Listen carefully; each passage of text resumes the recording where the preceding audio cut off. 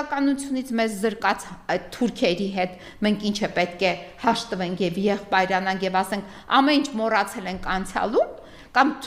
ասենք որ ցեղասպանություն չի եղել, այդ դուք ով եք որ դուք նման հայտարարություններ անեք մեր անունից։ Էրդողան ես ինչ ես, այ լկտի, այդ տականք թուրք եւ մնացած բոլոր թուրքերը ցեղասպանությունը արել են ձեր նախնիները։